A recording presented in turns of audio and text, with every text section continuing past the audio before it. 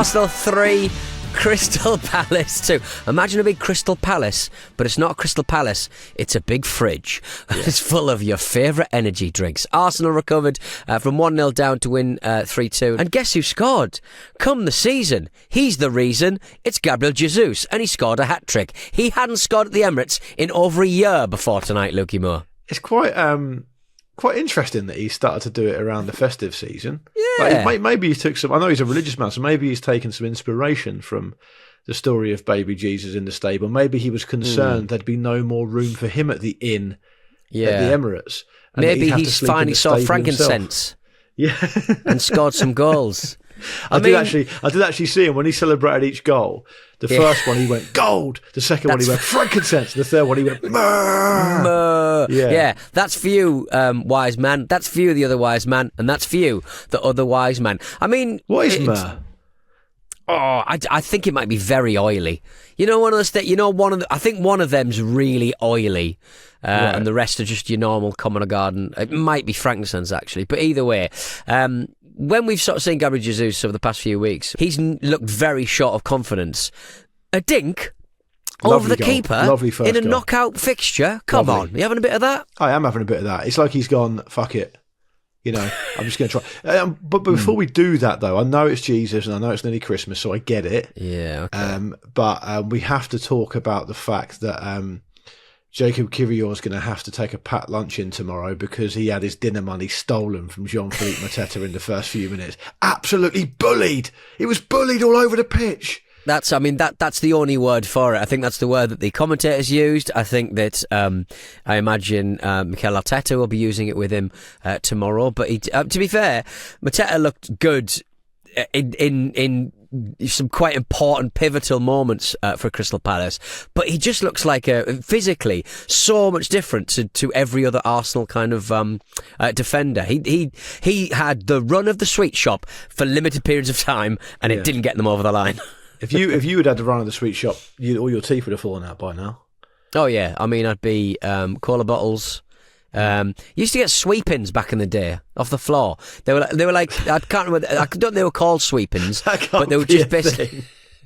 It was like it was bits of coconut, bits of like licorice, bits of like random sugar, and they'd be pink, they'd be brown, they'd be white, they'd all be in one bag. That's probably what I'd be. Well, give you a mouthful of grass after Mateta would finish with him sweepings all over the gaff. Absolutely really terrible stuff. But you know, the first half. It was great from Palace. They flew out the blocks and they did exactly what they needed to do. And actually, for the first half, I thought they looked okay. I thought, you know, Arsenal had a lion's share of the possession. Arsenal did have chances, but I also thought they looked a bit sloppy, a bit predictable, a bit slow. And I thought if this carries on, because Palace had a couple of chances half chances on the break as well. I thought if this carries on, this could be a famous night for those Eagles. But then the second half, Sterling has that chance not too long after the half time where it's an amazing save from Dean Henderson, who's actually having I would say he's having a pretty good season. The last, he was really good against Ipswich away from home, made some really important saves, really good against Brighton, made some great saves there as well. Had to make a few saves against Man City. He's been in really good form, and he made an amazing save from Sterling, who then seemed to hit the bar from what was like an open goal position. But anyway, They did sort of really up the tempo in the second half. And on another night, it could have been Jesus has chances. He misses the first couple and he never really gets going. But I did wonder when he scored his first, I thought, I wonder if that'll get him firing. Now, I didn't necessarily think in this game, but I just meant generally speaking, because they could obviously do with him. And he just seemed to take confidence from that and keep going. The second goal to me looked offside. I have to say that. Yeah, I think it looked offside for everyone. But I mean, what does it even matter if no one's going to call it offside? I mean, it's still refreshing to not have VAR though. Yeah, I guess so. But I mean, it feels a lot more fluid as a game, you know. Yeah, but I mean, we were talking. We've made some suggestions for a special New Year's Day show on the Football Ramble feed. coming up. It's worth sticking around because we've got some really good suggestions by the Discorders, by the people on social media, suggesting ways to improve the game and how to keep that game sort of moving forward and moving fluidly.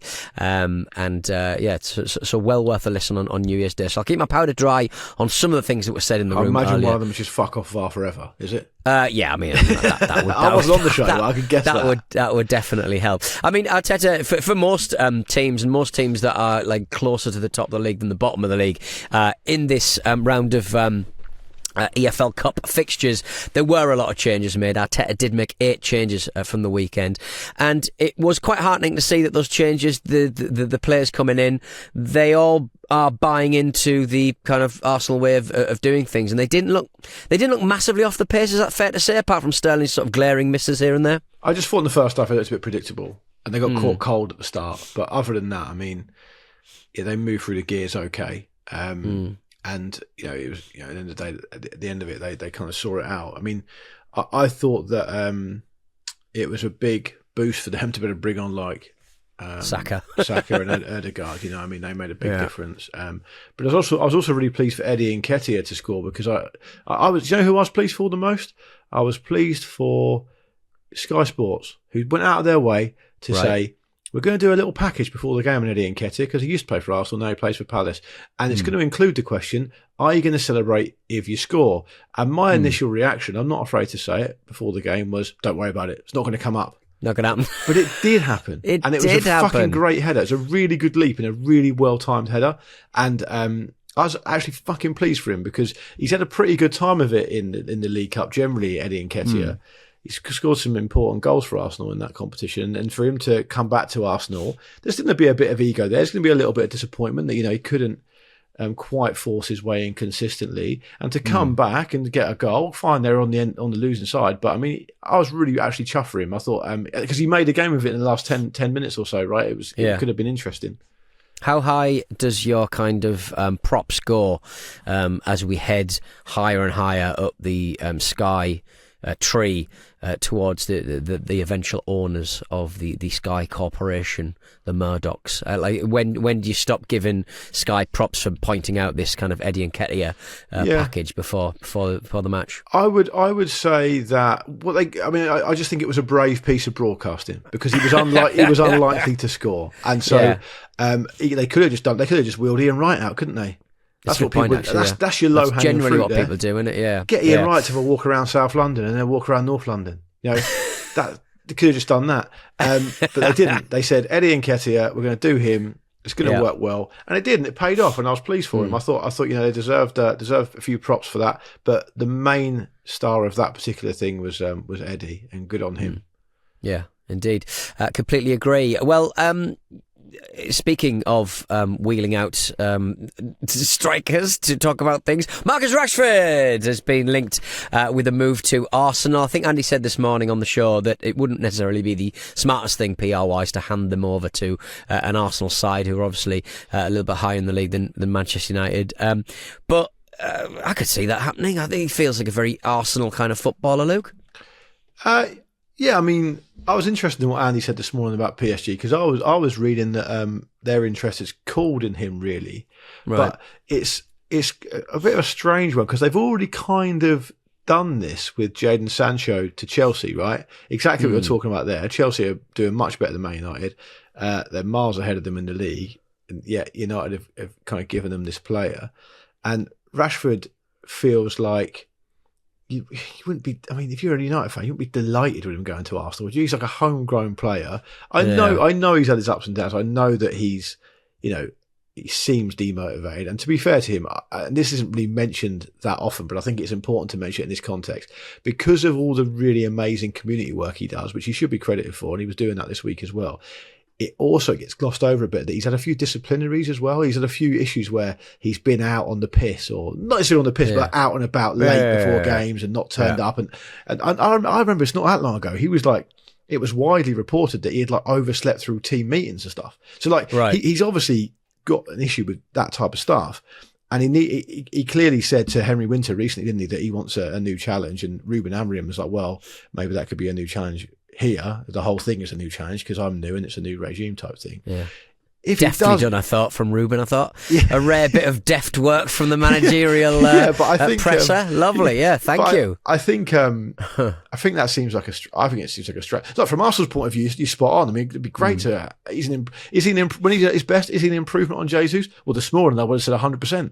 Obviously, not tonight. Oh no, quite difficult to make that argument straight off the bat of a hat trick. But from Arsenal's point of view, great. More grist to the mill at the very least. But from United's point of view, like I keep saying, I'm not. I get it from as Marcus was saying this morning. I get it from a kind of PSR thing, like the fact that they can move him on. Those homegrown players, the way current finances in football work, are much more valuable because obviously it's pure profit, as Marcus said. But I mean, it's really difficult to get past the idea that if you want a Ruben Amorim regime at United to do well and kick on and really improve, you're really giving Arsenal the opportunity to just make even further strides away from you by giving them one of your most important players. He's probably the most high-profile player at United. Possibly Bruno Fernandes, maybe, but like basically Rashford because of his homegrown status. So to see him putting on another Premier League shirt of really what is a rival and a really big team as well, I just think that's not to me. It smacks of them not being great at PR still. It's a really for them not to cash in on like how much money would they even make out of it? I mean, I sort of think for them to cash in anything less than 80 million for I don't know how long he's got left on his contract. Well, the chat is it's going to be he's contracted 2028, so it's a long contract. He signed a new contract about a year and a half ago. Yeah, I think Andy was alluding to it, and I've seen it reported elsewhere that it was like seeded out that it might be about 40 million because various reasons, but then United kind of denied that. I think it obviously depends. Pretty crazy. If you're a United fan, you're much happier going to PSG or somewhere. But then the other thing is that, and to use an Andy Brassel phrase, think about landing spots for him. What are the landing spots? Right, he's not going to go to Barcelona. They can't afford him. He's not going to go to Real Madrid because they've got other players in that position and they're not going to go for him. PSG possibly, but that's cooled off. He's not going to go to Saudi. Not really, given the type of character he seems to be and his age. He can't. There's nowhere else he can really go. I mean, he's not going to go Bayern Munich. He's not going to go to Italy. They won't be able to afford him. So it's really difficult to think of where he could actually go. And that's the problem with these top earning Premier League players. Rashford signed a massive deal. Some people are saying it's like 350,000 a week. Who's going to take that? The deal's going to have to be structured in a way that United's still going to have to pay something. It's Salah level money, but he's not putting in Salah level performances for whatever reason, And if he does find himself in PSG in Paris, it's going to be a real problem because he'll be 2 hours late for the meetings because there's now time difference, isn't there?